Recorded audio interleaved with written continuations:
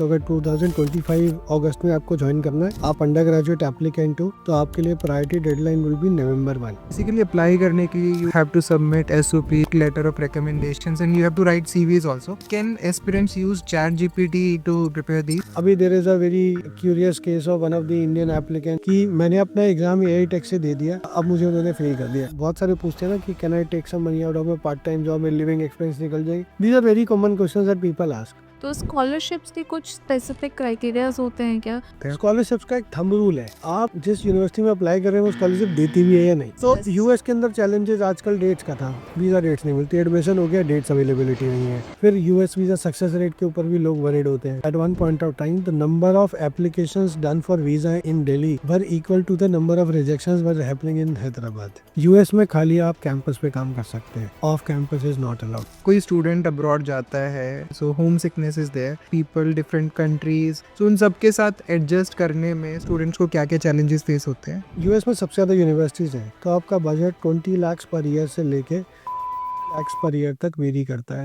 Welcome to the episode 2 of study abroad podcast. आज हम discuss करने वाले हैं कि स्टडी अब्रॉड के लिए आपकी एप्लीकेशन प्रोसेस कैसे होनी चाहिए, आपको कौन से टिप्स हैं जो याद रखने हैं, आप अपनी प्रोफाइल बिल्डिंग कैसे कर सकते हैं।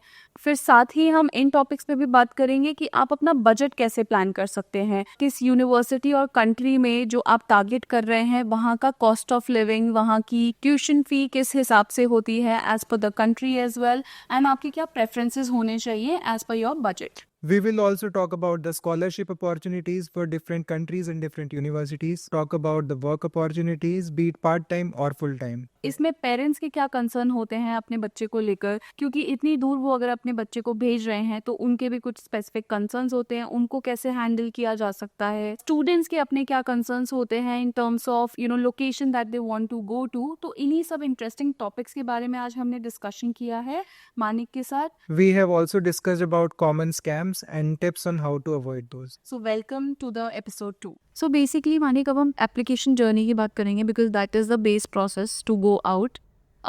How is this journey and इसकी ना प्रिपरेशन एक स्टूडेंट को कब से स्टार्ट कर देनी चाहिए एंड इसके क्या मेजर एस्पेक्ट्स होते हैं?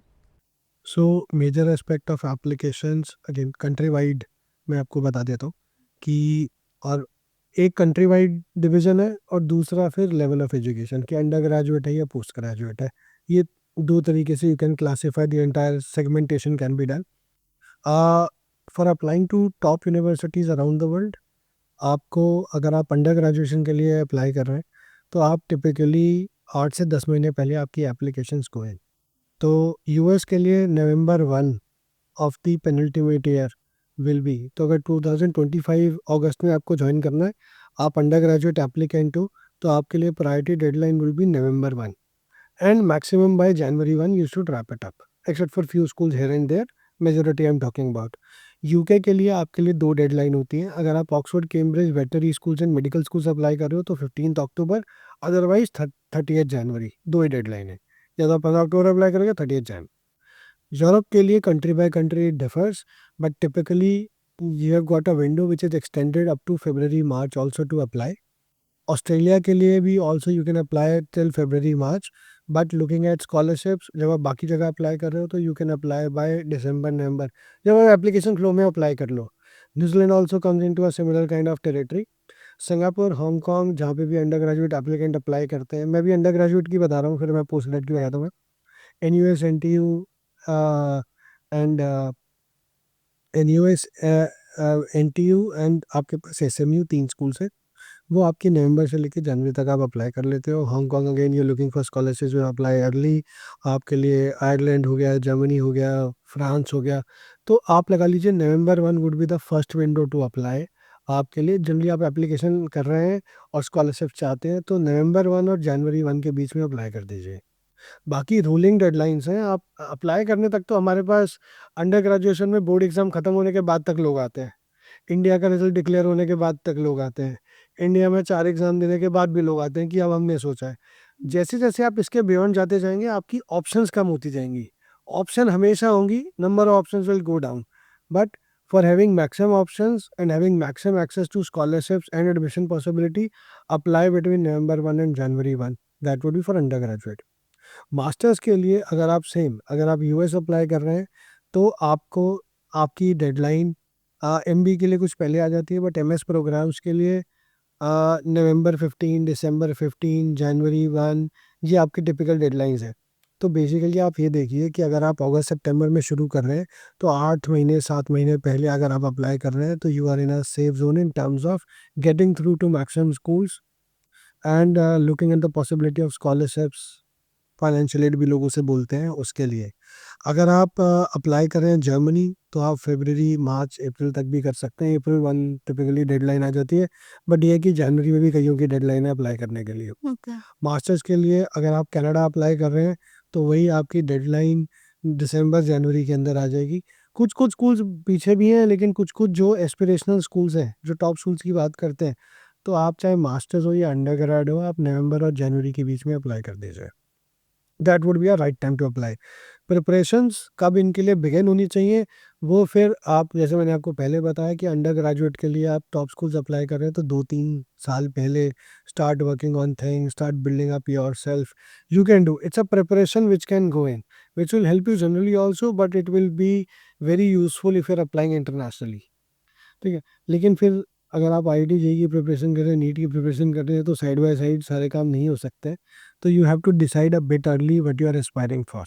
So basically, is there a common platform where students can apply for a specific country या फिर हर एक यूनिवर्सिटी के पोर्टल पे जाके इंडिविजुअली अप्लाई करना होता है? सो अब क्या है कि मास्टर्स के लिए कोई भी कॉमन एप्लीकेशन सिस्टम नहीं है, सिर्फ अंडर ग्रेजुएट्स के लिए कॉमन एप्लीकेशन सिस्टम्स होते हैं। यूएस के अंदर कॉमन ऐप कोलिशन नाम के एप्लीकेशन सिस्टम्स हैं जो commonly you can apply. California के यूसी के लिए, यूनिवर्सिटी ऑफ कैलिफोर्निया कैंपस के लिए कॉमन यूसी है। टेक्सास के अंदर टेक्सास अप्लाई है। ठीक है, यूके के अंदर एक ही सिस्टम है, आप 5 ही कॉलेज में अप्लाई कर सकते हो अंडर ग्रेजुएट लेवल पे, और एक यूकास यूसीएस करके है। That is the only common app to apply, that is the only way to apply to UK colleges. Then Netherlands के लिए आप 4 अप्लाई कर सकते हो, कॉमन प्लेटफॉर्म है। बाकी सबके लिए ओपन है, बाकी you apply individually everywhere. Masters के लिए किसी भी जगह कॉमन एप्लीकेशन नहीं है, आप एक एप्लीकेशन, एक कोर्स, एक डिपार्टमेंट के लिए अप्लाई करते हो हर जगह। And basically apply करने के लिए you have to submit SOPs, you have to submit letter of recommendations, and you have to write CVs also.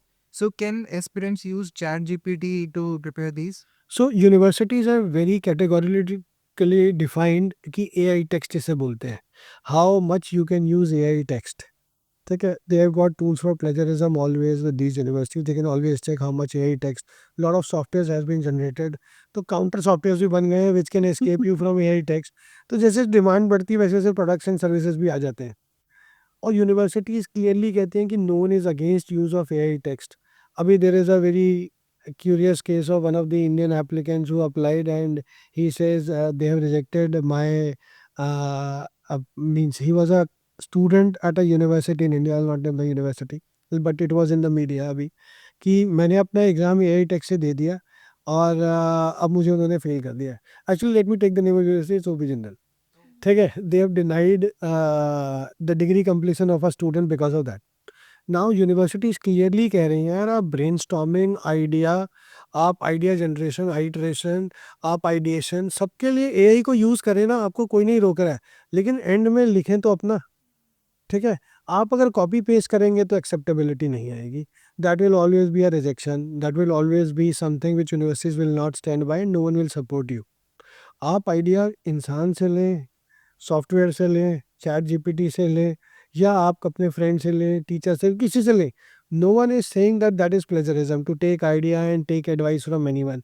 Take the AI text as a reference, take it as a phenomenal medium to start, take it as an excellent medium to understand the pointers which are highlighted, because they work in such an accurate way as well, कि look at it as an aiding tool, not the tool. It should be an aid when you are applying, and it gives you phenomenal results. आपको सोच शुरू करने के लिए दे रहे हैं ना, और सारे लोग रिपीटेटिव ही लिखेंगे अगर सारे लोग कॉपी पेस्ट करेंगे तो। And Manik, so while we discuss कि study abroad के लिए you have to plan your budgets at the beginning of the planning if you're planning to study abroad. So budget plan करने के लिए क्या क्या चीज़ें basically आज कल काफ़ी loan providers भी काफ़ी हैं who support your study abroad. So how to manage your budgets if you're planning to study abroad? सो आपके पास जो टूल्स अवेलेबल हैं टू फॉर बजटिंग, उनमें से स्कॉलरशिप इज वन, लोन से नंबर वन आपके लिए, और एक पार्ट टाइम जॉब्स। ये 3 तरीके से लोग देखते हैं कि कैसे मैं अपनी कॉस्ट ऑफ अटेंडेंस को फुलफिल करूँगा। या तो पेरेंट्स या मैं खुद पैसे दे रहा हूँ, या मुझे लोन मिल रहा है, financing is happening, if some scholarship I get that reduce my cost of attendance. And then लोग बहुत सारे पूछते हैं ना कि can I take some money out of my part time job, मेरी लिविंग एक्सपेंस निकल जाएगी। These are very common questions that people ask. तो your financial management is actually a compilation of all these factors. Education loan availability has increased, and a lot of players have come into the picture now. Loan availability is very good actually, and that is also one of the reasons for putting the abroad numbers at a high, because loan financing availability has got a lot to do. You don't have capital every time, but if someone can fund you, finance you, then you would like to take that plunge as well. And scholarships has been there. And then financial budgeting के लिए parents को करना होता है that you start planning early, start planning years in advance. Now funds have come in to play in India. वो बोलते हैं आपका बच्चा 8 साल का है, आप 18 साल में बाहर जाएगा या इंडिया में ही पढ़ेगा, इन्फ्लेशन के हिसाब से इतना हो गया, तो invest in schemes accordingly, invest in mutual fund, invest in SIPs accordingly. तो जैसे-जैसे कॉस्ट ऑफ एजुकेशन बढ़ती जा रही है within India and outside India as well, तो lot of planning would be advantages until unless you have got abundance of money and you don't care. But otherwise for majority of the aspirant, and to see that number always getting higher and high, people would like to plan. Okay, तो scholarships के कुछ specific criterias होते हैं क्या, कि अगर suppose मुझे apply करना है स्कॉलरशिप के लिए, is there something that I need to keep in mind कि यार मुझे ये चीज़ें फॉलो करनी पड़ेंगी? And कौन-कौन से scholarships होते हैं? स्कॉलरशिप्स का एक थंब रूल है, आप जिस यूनिवर्सिटी में अप्लाई कर रहे हैं वो स्कॉलरशिप देती भी है या नहीं। ओके, कितने लोग अप्लाई करते हैं और बाद में फिगर आउट करने की कोशिश करते हैं कि यार मुझे स्कॉलरशिप तो मिली नहीं। अरे उसने सीधा लिखा हुआ है कि हमारे यहाँ इंटरनेशनल स्टूडेंट के लिए स्कॉलरशिप नहीं है। तो जब आप अप्लाई कर रहे हैं, आपकी research has to be strong, and that is when we do research और when our counselling team does research, we take into account कि आप अपना बजट बताइए। बजट स्कॉलरशिप के बाद बताइए कि आपको कैसा है, तो हम आपको बता देंगे यार आपका बजट इतना है, इसमें स्कॉलरशिप आने के बाद इतना हो सकता है, probability of getting scholarship also we tell you. ठीक है?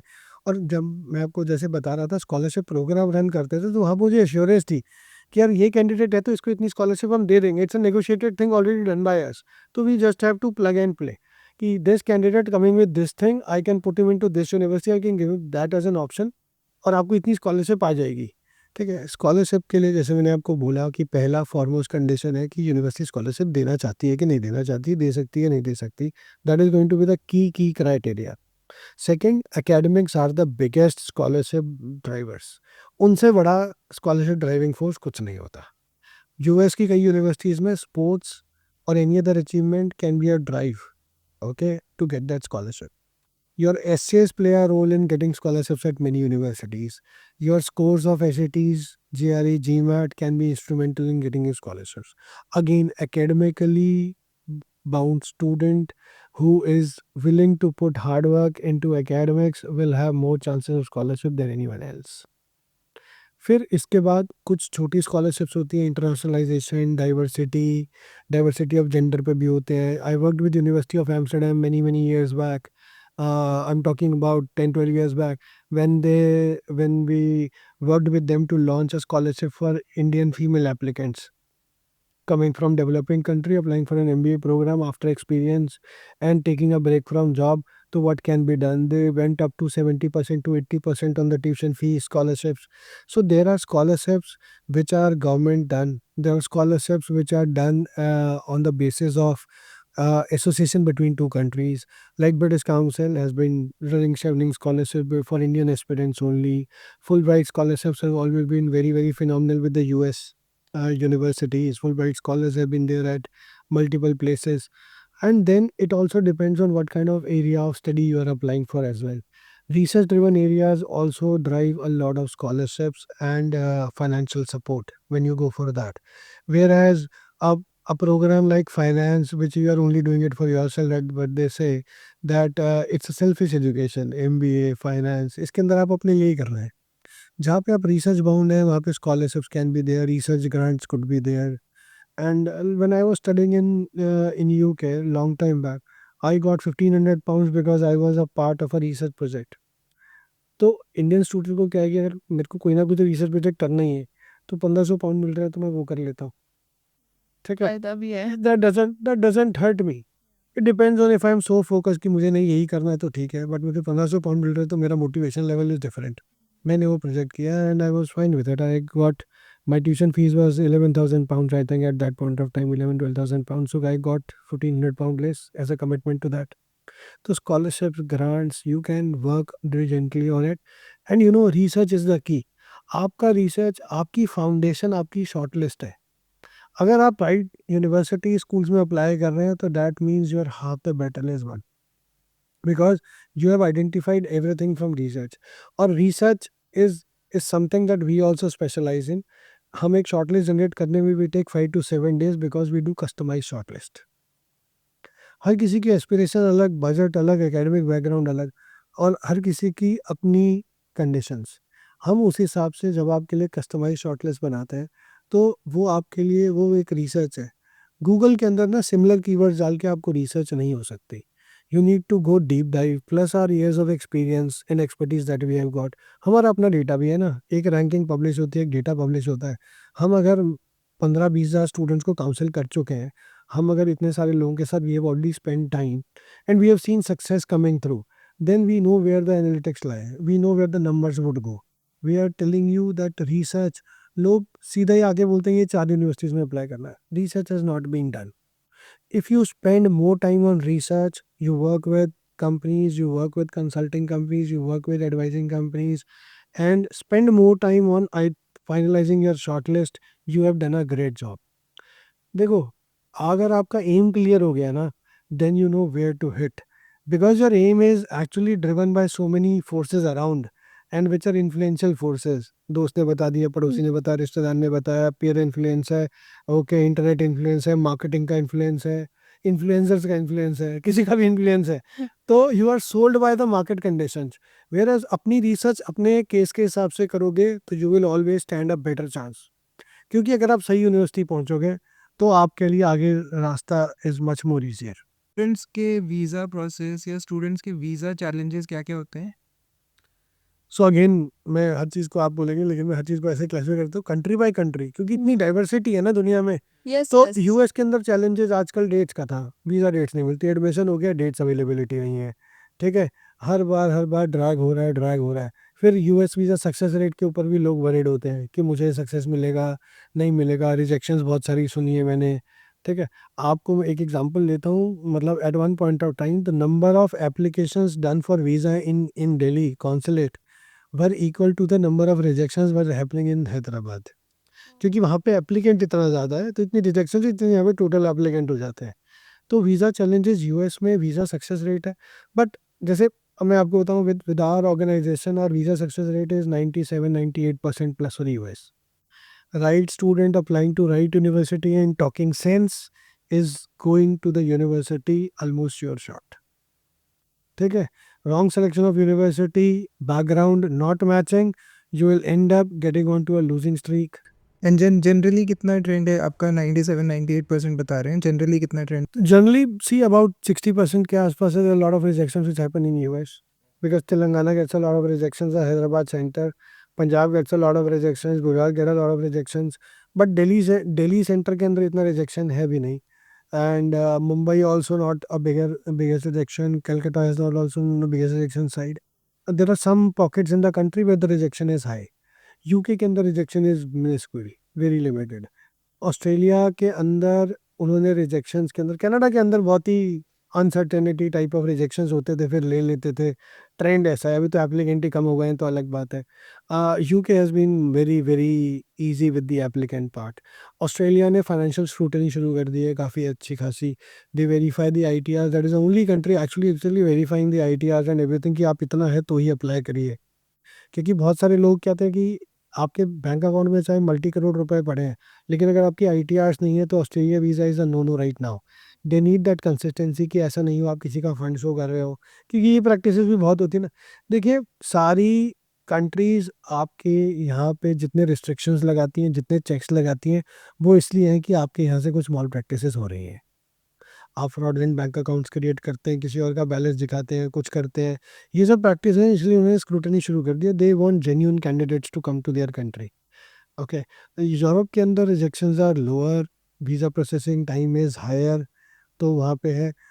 नीदरलैंड्स के अंदर यूनिवर्सिटी आपका वीज़ा पूरा हेल्प कर देती है कराने के अंदर, so that is pretty convenient for you. And other countries, Ireland, what about Ireland? Ireland is a straightforward process, Mhm. nothing more. So linear process है यूके आयरलैंड का, उनमें कोई डिफ़िकल्टीज़ नहीं है। You get admitted, you apply, you get through. Challenge countries जो है US because of visa dates and success rate, Australia because of Australia New Zealand because of more scrutiny right now, and Canada because of कभी change in immigration policy and all that. बाकी जगहों पे consistent और easy है।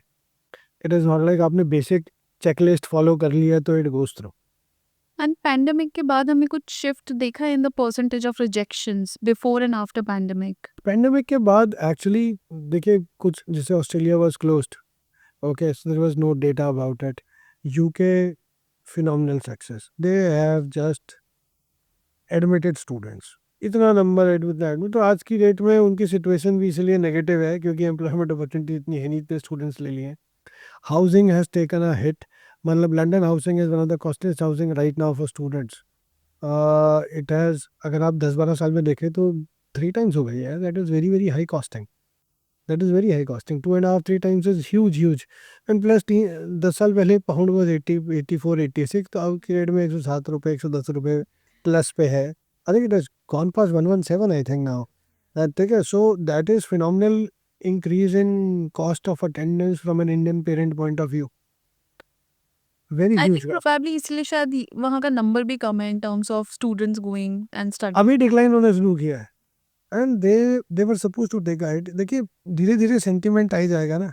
अब कितनी companies चाह कर भी कुछ भी बोले, कुछ भी करें, और I think there has to be responsibility also on some part की as a consulting company, as an advising company to students, we say that you should be ethical in discharging your I'll not say duties, but as an obligation towards the student who is seeking your support and advice rightly.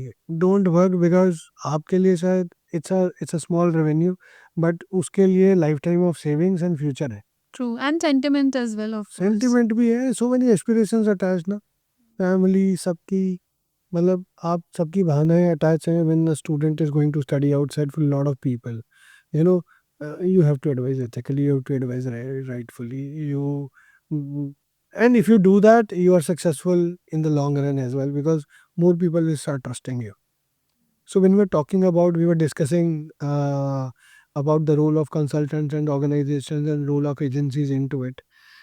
uh, See, there are few bad examples also to give, but majority you will find that agencies, when companies you select for taking advice, you have taken into account lot of factors already.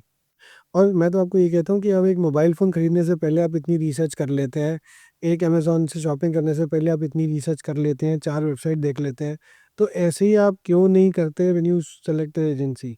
Talk to them, don't look at only the advertising, talk to them, discuss with them, see what they have done before, see what they are, okay, and then choose an organization to help you. और ऐसा नहीं है आप अपने आप apply नहीं कर सकते, आप अपने आप भी अप्लाई कर सकते हैं, लेकिन आप एजेंसी इसलिए लेते हैं क्योंकि उसने ये काम हर रोज़ करा है। आप अपनी इनकम टैक्स रिटर्न खुद भी भर सकते हैं, लेकिन आप फिर भी एक सीए की हेल्प लेते हैं bye paying a small fee, which is always useful ना, कि मेरा काम कम्प्लीटली फुल प्रूफ हो गया है। और अगर आप 1 करोड़ रुपए एजुकेशन पे खर्च कर रहे हैं, तो उसका 1% और खर्च करके एक कंसल्टिंग कंपनी भी लीजिए जो आपको हेल्प कर दे। हाँ, बिकॉज़ लोगों का माइंडसेट आजकल ये है, आजकल क्या मतलब इन टर्म्स ऑफ कंसल्टेंसी लोगों का माइंडसेट होता है कि यार नहीं, यहाँ पे तो कुछ ना कुछ स्कैम ही होगा। देखिए इतनी अवेयर पॉपुलेशन है, स्कैम ऐसा होता नहीं है until unless you don't do your research properly, and plus go and meet people if you want, and even online interaction. Don't just go only by the brochure or the testimonial. Speak to people. आपको हर किसी से मिलने से एक तो you understand ना, judgement होती है, एक वाइब होती है।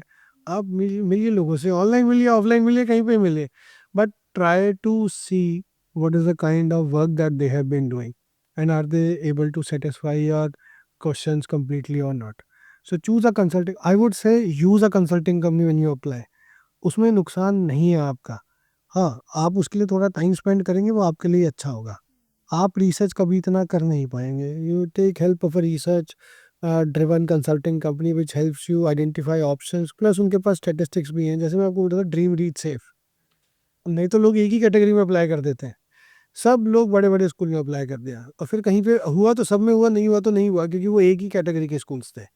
तो you can always look at justifying your expenditure और spending with agency very well. आप 100 रुपये खर्च कर देते हैं, अब आपका 100 की जगह 102 रुपये खर्च हो रहे हैं आपके टोटल, लेकिन you are getting the right advice. अगर पैसे दे के भी आपको सही एडवाइस मिल जाए, it is always worth it. So Manik, ये जो मतलब the relative that I was talking about, he did all of his research on his own through YouTube, through Google and all. And he said that I had this perception कि मुझे किसी consultant के पास नहीं जाना, तो इसीलिए मैंने मेरी रिसर्च खुद से किया। सो जो हम लोग डिस्कस भी कर रहे हैं कि what are the pros and cons of doing your own research versus getting it done through a consultant. See again, consultant और agency is a catalyst in your drive to reach somewhere. ठीक है, अगर आप पूरी तरह से influenced होकर उसकी वजह से ही अपनी डेस्टिनेशन सब चीज़ करके नहीं पहुंच गए कहीं पे, मैं आपको वही कह रहा हूँ, repeating the same stuff, but आपके पैसे तो खर्च हो ही रहे हैं। आप ट्यूशन फीस पे पैसे खर्च कर रहे होगे, आप लिविंग एक्सपेंस पे पैसे खर्च करोगे। अगर by paying 1 to 2% to a consulting company, if you get that support, how is that hurting you? There is, and plus you pay to a consultant because you know he knows more than you. नहीं तो आप नहीं पे करोगे ना। Consultant क्या होता है, आप कंसल्टिंग किसी भी चीज़ की करें, आप इसलिए पे करते हैं जब आपको पता है कि उसको आपसे ज़्यादा पता है। अगर आपको लगता है किसी की ज़्यादा इन्फॉर्मेशन और एक्सपर्टीज और नॉलेज बैंक से आपको हेल्प मिल सकता है, देन बी सेल्फिश, पे the money and get your advantage. But making sure कि आप राइट कंसल्टेंसी, राइट एक्सपर्ट्स को रीच आउट। राइट, हाँ बिल्कुल। और प्लस यूट्यूब, देखिए सोशल मीडिया पे तो आप अपना, आप गूगल में अपना नाम भी डालते हैं तो बहुत सारी रिसर्च आती है ना। आपके नाम के और भी बहुत सारे लोग हो सकते हैं, होते हैं नहीं होते। तो सर्च इंजन है, बट थोड़ा वीक सर्च इंजन भी है। It will it will give you options which are random, sponsored. So when you are looking at, देखिए आपके लिए लाइफ का बहुत बड़ा डिसीजन है। अगर किसी की हेल्प लेके आपका डिसीजन बेटर हो सकता है, I don't know why would people not do it.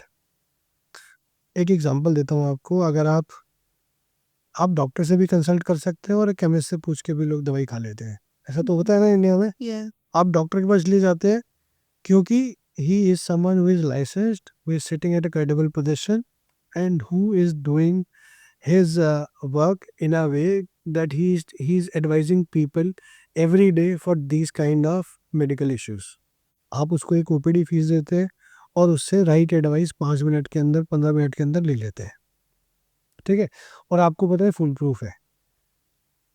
लेकिन अगर आप किसी से भी पूछ के दवाई खा लेते हैं, तो वो हो सकता है आपको सही बता दे, और हो सकता है वो आपको डायग्नोज थोड़ी कर रहा है, वो तो आपको हेयर से है, उसने सुना है, उसने खुद शायद कभी एक्सपीरियंस किया, उसने दिया। He is not an expert. You always go to an expert for everything. So ये how does this business model works, मतलब जो मेजरली जो स्टडी अब्रॉड कंसल्टेंट्स होते हैं, do they charge the student और देयर पेरेंट्स, या फिर उनका जो कमीशन होता है वो यूनिवर्सिटी के फी से आता है, So कैसे? there are two type of organizations which work in study abroad. One is called the consulting companies which take which charges a student. And typically charging is done when you're applying to the best schools and you're looking at profile building, essays and a lot of stuff where a lot of value addition happens. Okay? But majority of the companies in India are actually the agencies where they recruit students on behalf of universities or help universities for the recruitment of students, and they are paid commissions out of it. So these type of two exist, and many companies do both as well. Like with if you're doing Australia, then every agency means every university is part of an agency as well. Okay, so there is an agency which will represent a university and they will be doing it. In UK, except 4 5 schools, everything is within agency. But in US, majority of the schools are not within agency. इसलिए US के अंदर आपको paid consulting ज़्यादा मिलेगी. फिर जब आप top universities के लिए करते हैं, टॉप यूनिवर्सिटीज़ किसी को कमीशन नहीं दे रही है ना एडमिशन कराने के लिए. Right. They don't have depth of applications, they take pride in rejecting candidates. उनका एक्सेप्टेंस 5% 7% 4% है. तो 100 में से 93 95 एप्लीकेशन रिजेक्ट कर रहे हैं. वहाँ पे you need consultancy how to break through. तो अब आते हैं work opportunities for part time workers and post after like post graduation work opportunities as well. You can break it down country wise also, but हम थोड़ा सा समझना चाहते हैं कि किस तरह की अपॉर्चुनिटीज़ होती हैं. हमने पार्ट टाइम का थोड़ा सा डिस्कशन किया है कि आप कुछ कुछ ऑप्शंस ले सकते हो, but how is it in terms of payment. मतलब जो स्टूडेंट्स को पे होता है वो उसका level, is it depending on country to country, like it's so different. बिल्कुल. सो टिपिकली अगर आपने सुना भी होगा, आपको पता भी होगा कि 20 hours per week part time job students do. Singapore exceptional, वहाँ पे कोई नहीं है. वहाँ पे वर्क इज नॉट अलाउड. वहाँ टिपिकली पे part time is part time is not allowed for students. Okay. Typically 20 hours per week है and you get paid. Minimum wage rate है यूके के अंदर. मिनिमम वेज रेट 7 साढ़े 7 pound तक, 8 pound तक है. यूएस के अंदर $10 से शुरू हो जाता है. You get paid up to $20 $25 also. US में खाली आप कैंपस पे काम कर सकते हैं. Off campus is not allowed for you. Okay. In rest of the countries, off campus is allowed for you. You can work anywhere. The limitation of 20 hours. This is how the legality of the system works. This is how I'm talking about the legal system of part-time jobs, how you can do. So 20 hours per week, and you are looking at a minimum wage rate where country by countries और US में कई बार state by state भी move हो सकती है. But you can expect about $12, 15, $12 to $20 an hour working in US part-time job. In US, in UK, you can assume 7 pound से 10 pound के बीच में, 9 pounds तक you can get for a part-time job. 10 pounds, it goes up to 12 15 also, but आपको minimum बता रहा हूँ. और ऑस्ट्रेलिया के अंदर भी around you can look at $15, $18 to $25 to work per hour as well. मतलब स्टार्ट लो से भी हो जाती है, but this is a kind of a ball park figure that you can look at. And options मिल जाते हैं, मतलब लोगों को ऐसा नहीं कि बहुत क्रंच है इन टर्म्स ऑफ अपॉर्चुनिटीज. नहीं, आपको बस काम करना पड़ता है उसके लिए. देखिए, कोई आके आपको नॉक करके आपके घर पे नहीं बोलेगा आपके रूम में कि यार there is a part time job, come and do it. Make sense. Go to work towards it. वहाँ का सिस्टम ऐसा है that you work towards your objectives. आपका ऑब्जेक्टिव पार्ट टाइम जॉब है तो आप जाइए. When I used to study at the university, वहाँ पे वर्क बैंक नाम की चीज़ होती थी. And you go and put your application.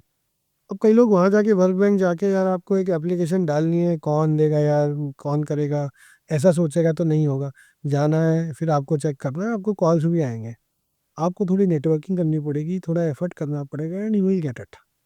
अगर आपके पास कोई स्किल सेट है additional, like I had a student who was teaching yoga at a university. Now उसको यूनिवर्सिटी, वो पार्ट टाइम जॉब करता था, तो क्योंकि बाहर सिखाने के चक्कर में था that you can earn some cash out of it, but legally is allowed to work only at the campus. So campus made a provision कि आप इसके थ्रू कर लो, and he used to get paid $10-12 per hour for teaching yoga. Yoga सिखाने वाले बहुत महंगा काम होता है. आप अगर जाओ, आपसे बहुत पैसे चार्ज कर लेते हैं. अगर आपको $10-12 के अंदर यूनिवर्सिटी में उसका काम हो गया, आपका काम हो गया. आप कोई भी अपने स्किल को यूज़ कर सकते हैं, ठीक है, जिसके अंदर आप पार्ट टाइम जॉब्स और इनकम अच्छी खासी जनरेट कर सकते हैं.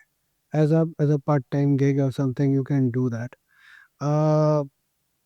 I've known students who have done yoga. I've known students who have worked in theater. I've known students who have done editing of videos and creating. I know a student who has helped other students with creating social media profiles, LinkedIn, job search, and आपका कोई भी skill set के साथ जाइए, आपको part time job की issue ही नहीं आएगा. I'll give you example of yoga. I can give you example of meditation. I can क्योंकि ये ना these are part time gigs that you can do. इसके अलावा ऑप्शंस तो अवेलेबल हैं, बट ऐसे किसी भी स्किल सेट आने से आप एनहांसमेंट हो जाती है. और अगर आप नॉन इंग्लिश स्पीकिंग कंट्री में हैं, आप जर्मनी जा रहे हैं, अगर आप जर्मन जाने से पहले इंग्लिश में प्रोग्राम है आपका, ठीक है, लेकिन जाने से पहले अगर आप थोड़ी सी प्रोफिशिएंसी के टाइप आ गए हैं, आप 1-1.5 साल से उसके ऊपर काम कर रहे हैं, तो यार आपको part time job will come to you very easily. Easily. International office of universities are a very good source. उनको इतनी कंट्रीज से एप्लीकेशन आती है, and you know they have to communicate with the student also when they are applying. Knowing languages of both the countries can help you phenomenally. Part time, full time, हर चीज़ का help होगी. लेकिन I know a student who was a tattoo artist. Okay. He learn tattoo making. अब उसको नहीं पता था कि जब मैं यूएस के अंदर जा रहा हूँ तो टैटू मेकिंग किस तरह की आर्ट है, क्या मुझे लीगैलिटी भी है ना, और वहाँ पे तो there are implications also if you don't do your job well, and very different. So he went through that idea and did those things. So then he looked at working with the university on that. आपका कोई भी initiative can give you anything, something which is extra. तो when you are going for a part time job, normal jobs तो available है, मिल जाती है. अगर आप किसी skill set के साथ जा रहे हैं और thought process के साथ जा रहे हैं, तो आपको बहुत हेल्प हो जाएगी इसके अंदर. And one student who went to Georgia, and Georgia means I'm talking about the US state. So he went to Savannah College of Art and Design, fantastic artist and everything. I'm connected to him on Facebook, LinkedIn and all, because I generally stay connected to my students for last 10-15 years. So I know what they're doing in life. We stay in touch. I can give that example also. And plus, see, this guy is one of the most renowned DJ and music players right now in Atlanta. So that was his part-time thing, and he continued to do that. You know, you can be a DJ, na? Yeah. And if you're good, you're good. Pays well also. Yeah, pays well. He has made his life out of it. He's one of the few players. He's just organizing a ball recently. I was looking at Facebook, and you know, पढ़ाई तो करी, लेकिन अब वो full time, वो part time शुरू किया था, अब फुल टाइम वही है. सब हो गया उसका. उसको ना कोई रेजिडेंसी में प्रॉब्लम आई है, ना H1 में आई है, ना कोई आई है, सब कुछ. Because passion overtakes everything. Determination takes over everything. And that was a side gig. That was a part-time thing which got into him. And one of my students who went to Spain, actually, Spain में part time jobs का बड़ा issue था, लोगों को काम नहीं मिलता था. So I was talking to you about one of my students who went to Spain, and something which was a very strong element, went to a dance school and uh, starting acting as an assistant for a small part-time job, and then developed into a full-time role, and now actually is a resident of Spain, and runs a dance school actually. Oh, great. And you know, with your part-time thing, sometimes you know, she was studying a management. She was studying a program into language only, and Spanish. Again, knowing that language helped her crack that minimum job of €6, €7 to enter a dance school. That was a thing. Studying Spanish language and then making a living out of it as well. Very inspirational. Interesting. And Yes, you can USP with yourself. Then लग तो है ही, but आप उसको chance दे रहे हो, अपने आप को आप अपना चांस इंक्रीज कर रहे हो. बिल्कुल. तो this is things that have really been inspirational and worth talking about actually. And what about full-time opportunities? Do these universities abroad, do they have any placement cell like we have in India? Country by country it differs how they help you with the, but every university will, because ultimate goal is to create employable people, and universities do provide a lot of support in terms of. कुछ universities कम करती है, ज़्यादा करती है. Career fears होते हैं, placement cell हो जाता है. प्लेसमेंट मतलब करियर सेल कहते हैं. Some universities gives you access to employer. Some universities will invite employers to be at the campus, interact with students. हाँ, हमारे देश की तरह ऐसा नहीं होता कि कोई कंपनी आई है और सारे लोग बैठ के एक टेस्ट दे रहे हैं और फिर लोगों का सिलेक्शन हो, ऐसे नहीं होता है. They organise an interaction platform, how to get connected. Handshake is done, and then it is up to the employer and the prospective student to how get into that engagement. But they provide a platform of introduction and starting that conversation. Everyone does it. Okay. So Manik, basically we have also talked about it that it's an emotional journey, because you are parents are essentially spending their lifetime savings. So जब कोई student abroad जाता है, there are certain emotional aspects also. Homesickness is there, और एक नए culture में different kind of people, different countries और अलग अलग ethnicities से लोग आते हैं. So उन सब के साथ adjust करने में students को क्या क्या challenges face होते हैं? कईयों के लिए they just it is like a very seamless integration of thoughts, और कईयों के लिए इट कैन बी चैलेंजिंग. आप जब अपनी कंट्री यूनिवर्सिटी चूज़ कर रहे हैं तो मैं again I will repeat the factor कि research has to be there. और हम अपने साइड से when we help a student, तो हम देखते हैं कि पढ़ाई के अलावा भी स्टूडेंट के और कौन से फैक्टर्स हैं. एडजस्टेबिलिटी फैक्टर कैसा है, कंफर्ट फैक्टर में कंफर्ट तो सबके साथ ही है इंडिया में, with living with parents, you are not moving anything, you are not doing any work, we are not used to part time work culture, we are used to meet certain drivers as well. तो हमारे यहाँ पे जो एक अब क्या कहते हैं जो कल्चर है वो इस तरीके का है कि when you go internationally then you have to adjust. और एडजस्टमेंट कल्चर की तो है ही, साथ में आप अगर यूनिवर्सिटी अकोमोडेशन में रह रहे हैं तो then you will have people from different cultures countries and everyone. ठीक है, तो you will have to, your adjustability factor is high, it has to be high to adaptation factor has to be high. Otherwise it will become difficult for you to actually consummate everything, to embrace everyone. You should be open. And ऐसा नहीं है कि आपको हमेशा आपको ज़रूरत है कि आपको कुछ ना कुछ बहुत ज़्यादा मिलनसार होना है, या आपको you have to be friendly to people, but you don't have to be overs to people. और ये भी नहीं कहूँगा कि we will not survive without embracing everyone and doing, वो ओवर फ्रेंडली होने के नहीं है, लेकिन आपको ये है कि आप आराम से एडजस्ट हो सकते हैं. आप रिसर्च करिए और देखिए मैं कहाँ जा रहा हूँ. आपको कैंपस पता है, रूरल है, सेमी अर्बन है, कैसा है, कॉस्मोपॉलिटन कितना है, ये सब कुछ आपके पास अवेलेबिलिटी है on websites, with consulting companies where you are taking advice from, with interact with students who are already there. हम अपने यहाँ पे बहुत करते हैं कि अगर स्टूडेंट ने एक यूनिवर्सिटी फाइनलाइज करी है तो हम देखते हैं उसका उसका उसका how how is the student actually generally in terms of nature, composer, behaviour and everyone, उसको सूटेबिलिटी क्या आएगी, और वो भी एडवाइस करते हैं स्टूडेंट को. और आप भी ना स्टूडेंट से इंटरैक्ट करिए जो पहले से पढ़ रहे हैं, इंटरैक्ट विद देम कि यार क्या है. Food can be a major problem with many people. I have seen students returning back because of food. Abhi, I had a student who was in US in Chicago at a university, and he says bed bugs are there and I can't live here. So then we spoke to housing, got the bed bug issue sorted. Now then the issue happened with another student here. I'm surrounded by 4 Chinese, there are 5 people here, 4 Chinese, whatever they talk. Initially I was okay, but अभी मुझे लगता है कि I'm just not hearing a word of English in a west place.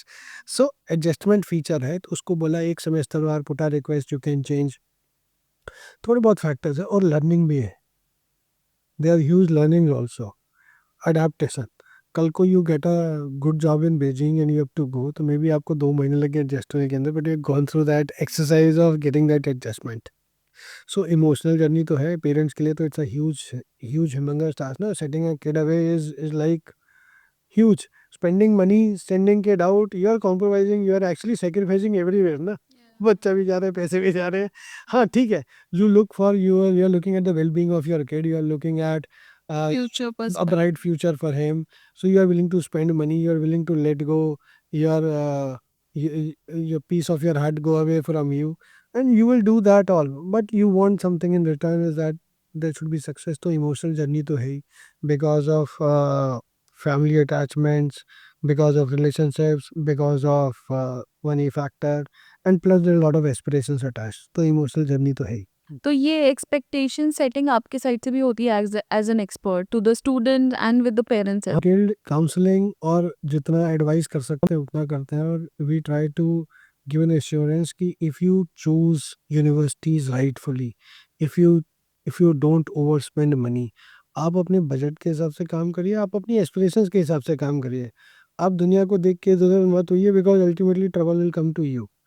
spend right money, go to right place, go to a right fit university. That is the ultimate motive, agenda, and our baseline and tagline. Right fit university means the budget is feasible. Right fit means आपकी aspirations met हो रही है. Right fit means आपका academic background और university का दोनों are having a convergence somewhere. They are merging rightfully. तो go to a right fit school. And किसी के लिए climatic conditions भी हो सकते हैं. Yeah, I can't live in mountains. I can't live in cold conditions. It is depressing. Go to a beach area. Go to this. I like California. This is nice weather. I don't want to go to Europe. I have traveled to Asia. I don't like being there. Food is thing. आप ये सारी चीज़ों को वे down कर लीजिए. Research is the key. Take advice, do research, and do it rightfully. And ask questions. खाली अगर आप लोगों से नहीं पूछेंगे, खुद ही अपनी रिसर्च करेंगे, तो हो सकता है रिसर्च सही डायरेक्शन में हो पूरी तरह से या नहीं हो. लेकिन वी आर टेकिंग सच वही मैं कह रहा हूँ, हम बात भी इस बारे में कर रहे हैं क्योंकि it's a important aspect of any students life to aspire to study in India और आउटसाइड आज के डेट में.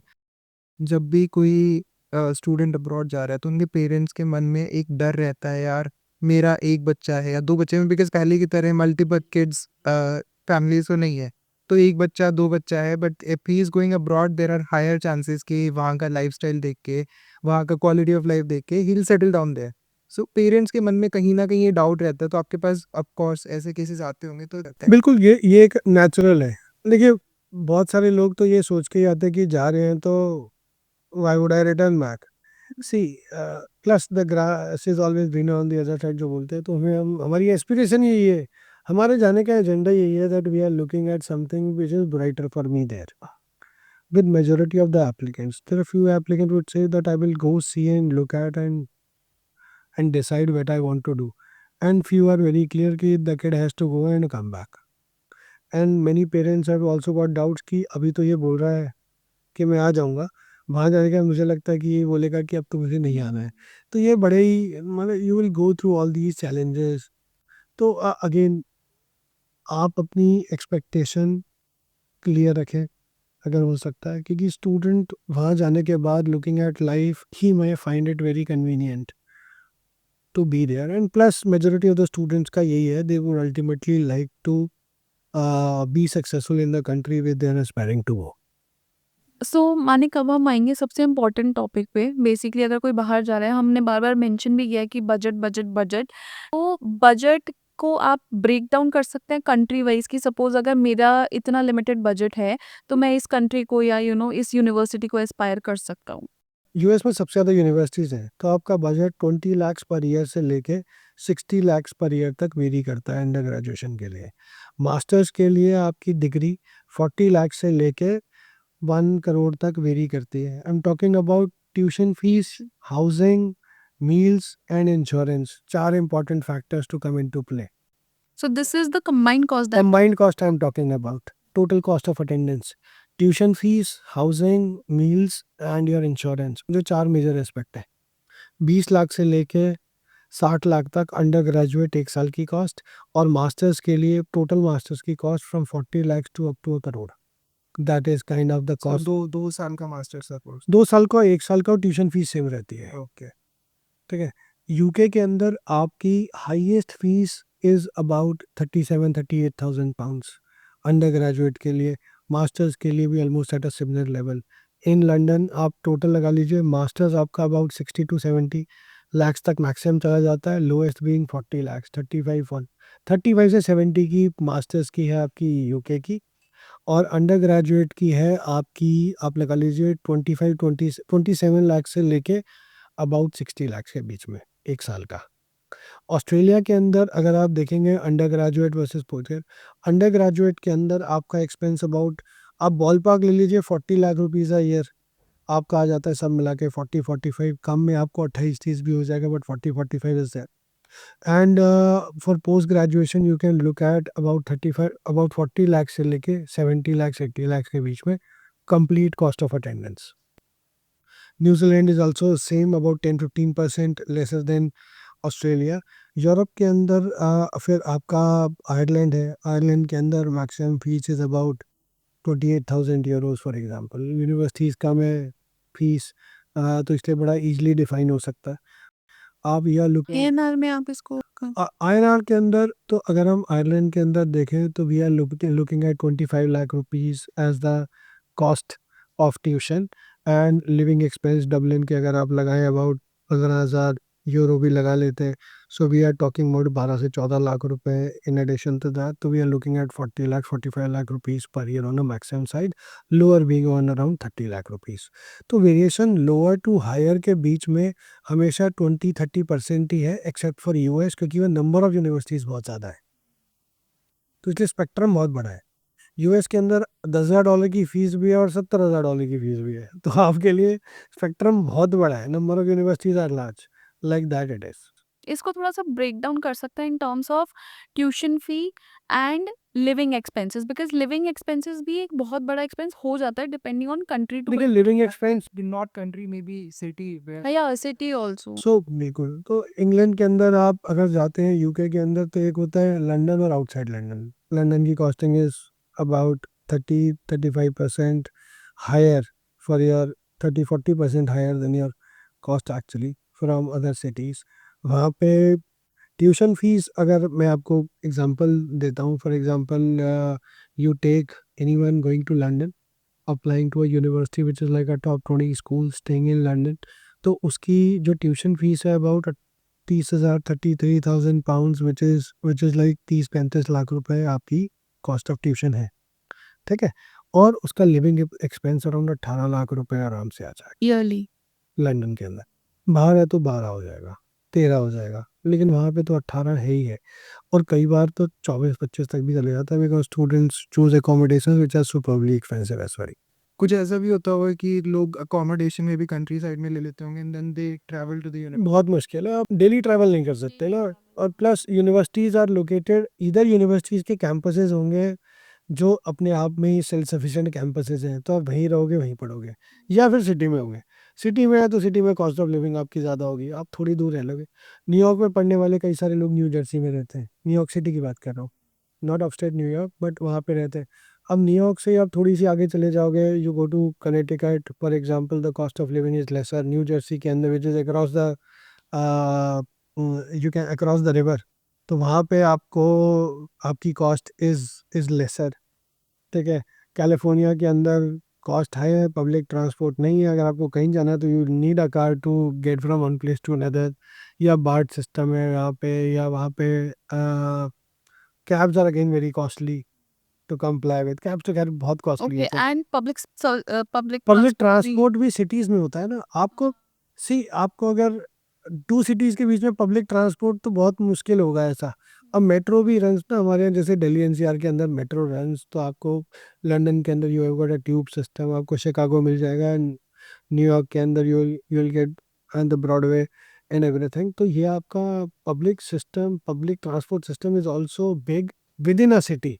तो आप सिटी में छोटी एकोमोडेशन देख सकते हो, 1 घंटा ट्रैवल कर सकते हो, but not between cities, that is not possible. Which one is the most expensive city तो अगर ये हम रहने की बात करें in the main areas? London and New York, they have just, and you know that part where of LA where University of Southern California and UCLA are there, and Santa Monica, that area will be expensive. New York, NYU, you go and study. New York City expensive. London, the cost of living has just hit the ceiling.